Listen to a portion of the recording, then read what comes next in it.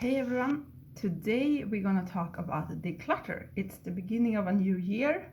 Many people want a fresh start. So we're gonna talk about, I'm gonna talk about my story around decluttering, why I do it, and also my theory about it, and also the books I read about this who changed my decluttering journey.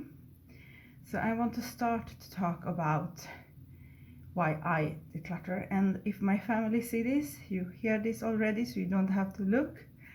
But it started for me around 18 years ago, and we lived in a townhouse, and my parents decided that we're gonna move to a bigger house because I had my child who was 8 months at the time, and they felt that they need a bigger house because it started to get crowded.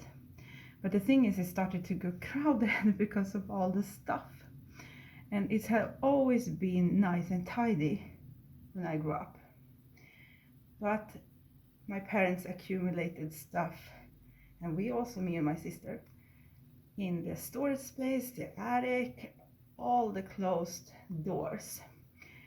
And if you come as a guest to our house, it was always cleaned, nothing on the floor. We never have anything on the floor besides furniture, but no stuff at the floor, no clothes, nothing. Always neat and tidy. If you were a guest, you couldn't see how much stuff we actually had beside the bookcase, because the bookcase was packed with these nice balls my mother have, and the crystal stuff, and all the glassware she have, and this you could see, but it was always like in its place and neat and tidy, but it was so much stuff that you actually couldn't see the stuff. And also I remember I had so much stuff that my father had to lift up my bed to put longer legs so I could have stuff under the bed, because I needed the space for my stuff. And we saved everything at that time. And then I'm gonna jump into my theory about this, and I want to say that this is my theory. This have nothing to do with if it's a statistic or anything like this. I want to say this is what I see and what I think, and this is from the point of view of Sweden. So I don't talk about any other country. This is what I have seen and hear people say in Sweden. And I think, because my generation is born in the 80s, I'm born in the 80s, and my parents' generation is born in the 50s. And their parents, like my grandparents' generation, is born in the 30s. And the people who is born in the 30s, like my grandparents, they was in the Second World War. And when it is a war, you accumulated your stuff. You don't take anything out, you pour. You don't know when it's gonna be over. You have to save everything because you don't know if you're gonna need it. So they saved everything because it was war, and they learned their children, also my parents' generation, that they had to save all the stuff they had. They couldn't take stuff out. The thing is that my parents' generation actually earned money and they could buy stuff. So if you go to my generation, who's born in the 80s, parents, you're always gonna find the storage space, all the closed doors filled with stuff. And if I talk with people in my age about their parents, all of them say, my parents have a lot of stuff. And it's in the attic, it's behind the house in the storage space. It's in all locked doors, and they often also have one bedroom who is only filled with stuff. It can be really neat and tidy, often it is. It's not like you come in and you see garbage on the floor. Everything is neat and tidy, but every closed door have a lot of stuff behind it. And then we have my generation who also save a lot of stuff. but it started to change. But I have friends who save a lot of stuff, and that you come into the house and you don't find a way to put your feet because the furniture everywhere, because they have to hide their stuff.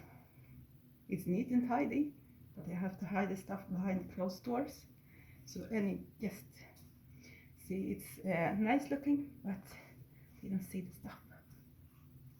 And also the bookcase is also often filled with so much that you don't see the stuff.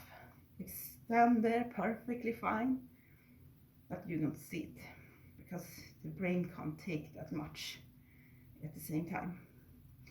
So back to, this is my theory. I say it again, it's just my theory. It's just what I think and I believe and what I have seen. And I also see that people who is born in the late 90s and the beginning of 2000, they don't feel so attached with stuff, because my generation have learned them that they should own the stuff. The stuff should not own them. And that's a big difference, because you should be on charge over your stuff. The stuff should not be in charge over you. And when you have a lot of stuff, and many of these people say, like, I can't travel because I have to take care of my stuff. When you met them, they have to go home because they have to do something home, like cleaning or something, because they have so much stuff. So I see, like, this is how it is in Sweden. Then I can have wrong. I don't say I'm right, but this is what I have seen after decluttering for 18 years. And this is also what I heard after decluttering for 18 years. And back to my story. We was going to move, and we had an attic over our house that my father built. And it was just like you take down the stairs from the roof, and then you go up. You can't stand up on that attic, you have to sit down. So you could put your ass and sit down, and then you had boxes all around you. And when we took down these boxes to the entryway and the hallway, we filled up the whole hallway, and this hallway was big. And I get panic. I see all of this stuff that we don't need, we don't use. No one ever touched that stuff. It was the stuff I and my sister had was old toys, stuffed animals, Barbie dolls, everything, because you saved everything at that time. You didn't take anything out. And then it was my parents' stuff that I never ever see them touch. And I also remember that they told me that when they moved to that house we moved from, they had boxes with stuff that they didn't unpack for over 2 years. If you have boxes you don't unpack for over 2 years, you don't need it in it. Because have you not used it for 2 years, you definitely not need it. So I started to get panic. And then we come to the new house, and I remember I sit down in the living room downstairs with all my stuff around me. And at that time the moving box was a lot bigger than it is now. And I remember I had one moving box half full with teenager magazines that I read. And I started to declutter that because I know I could get rid of it because it was not news anymore. I read it and I didn't need it. So I started there to declutter the magazine. And then at that time I didn't know about second-hand store. We never been in that. We never give stuff to them. We never took stuff out beside the actually garbage. And this you took to the trash at that time. So I didn't know what to get rid of the stuff I didn't want. So I started to break the stuff to take it to the trash, which was really bad. But hey, I was 19 years old. I didn't know where to get rid of stuff, because the only thing I remember we get rid of was clothes that we grow out from, that we give to the church. This was the only thing I remember we ever took out from the house. We you saved the decor, books, everything, you saved it. And then I started to take out stuff and throw it in the garbage. And then I started to work, and I started to accumulate more stuff. I even come to that point that I call myself a shopaholic. And at that time you get the big magazine home with what the online store had available. And I sit down with that magazine and I put down everything I want, and it was always a lot of stuff. And then I order them because I earned money, so I ordered the stuff. And I ordered the stuff because I wanted to change, because I wanted to be more grown up. But I realized that it's not grown up to just buy a lot of stuff all the time. It's grown up to actually save money also. And then me and my child moved to this apartment we are in now, and we had at that time so much clothes and so much stuff. And at the time I always clean out the stuff, but I always took in more stuff, so the stuff just accumulated. It was decor pieces and it was clothes. It was the main thing I actually bought.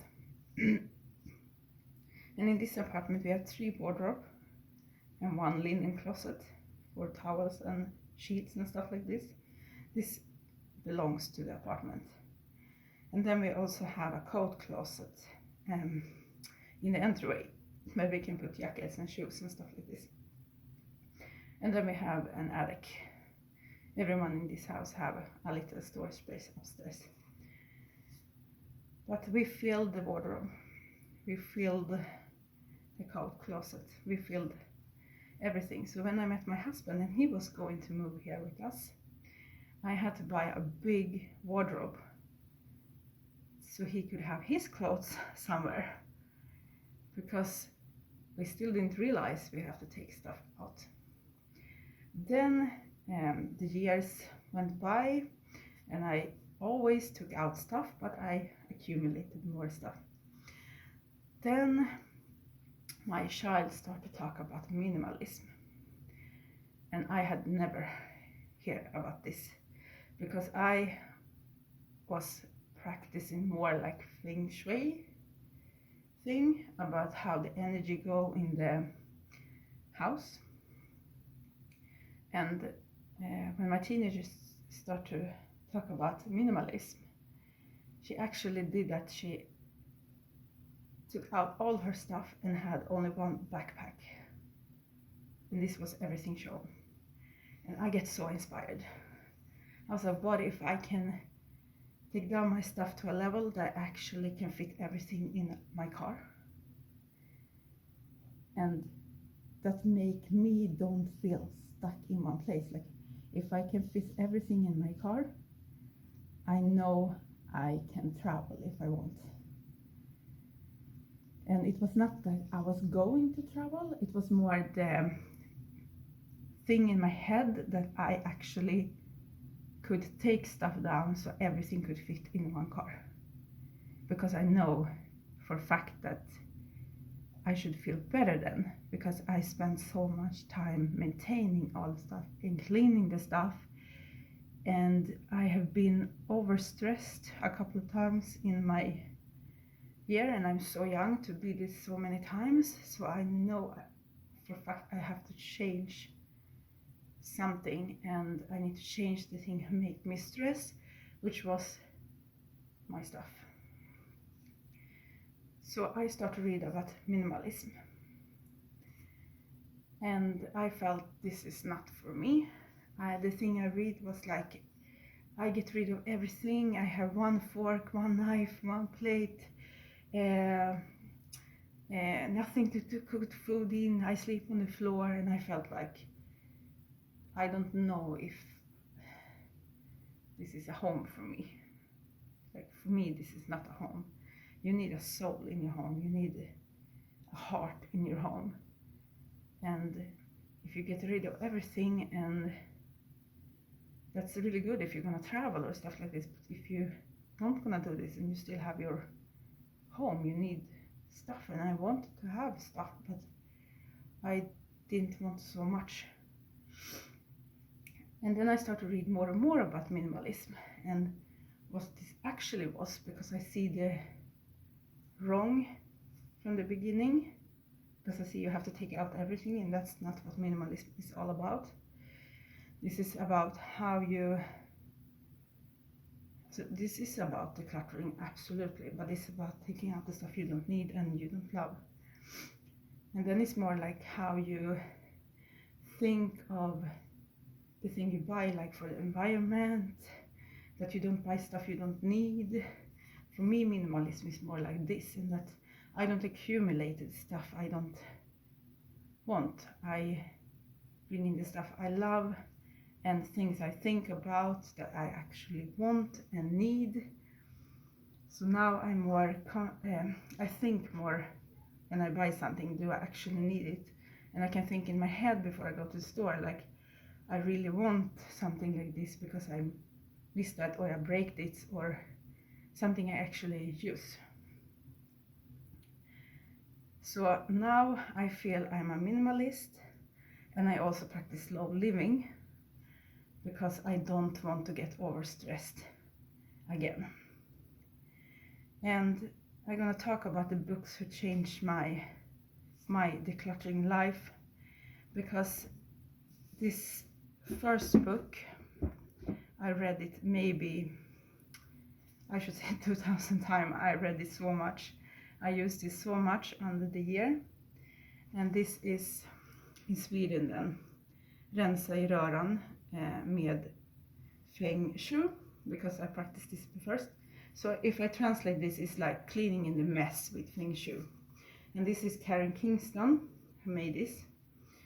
And if I don't remember wrong, she was one of the first people who started to talk about decluttering, but I can have wrong about this. And this book is not only about how you clean out your stuff, it's also talk about the energy. And Vaughan, who is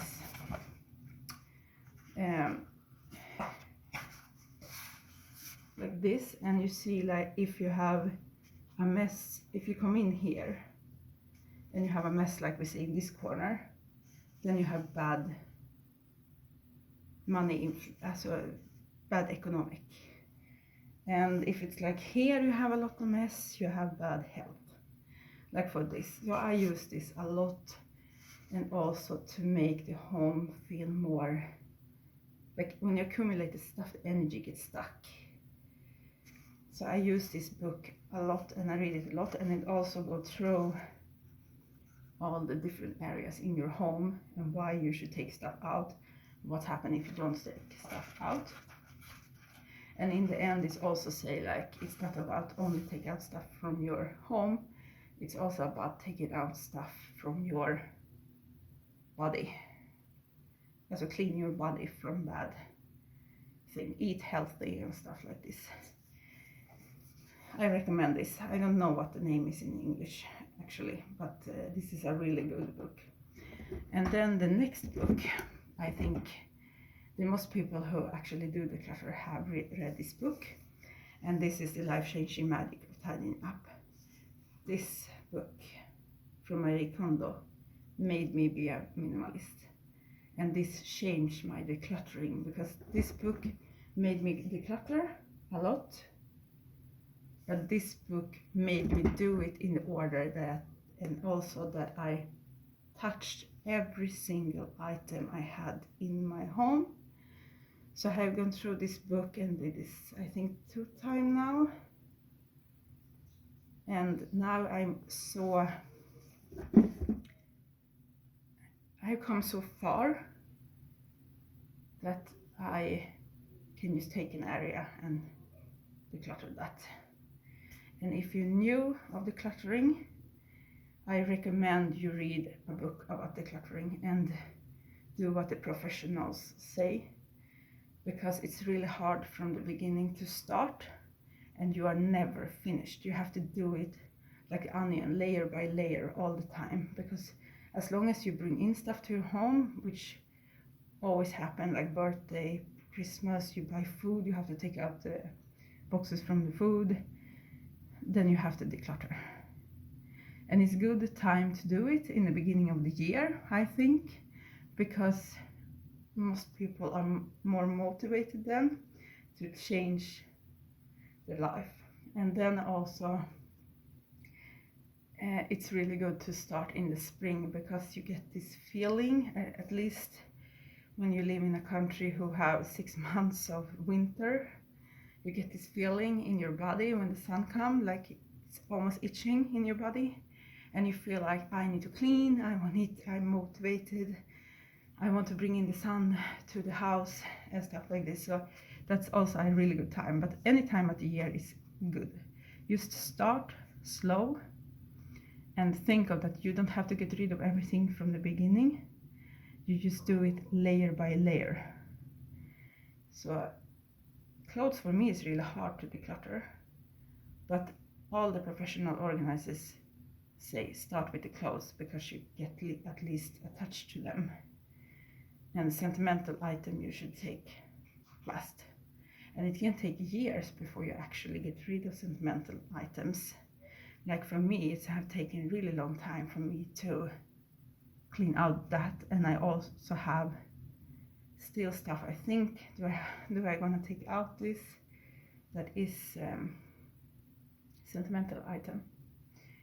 But I'm gonna talk more in another video about how to start and what you do with children's stuff, and come along with me when I declutter now in January, February.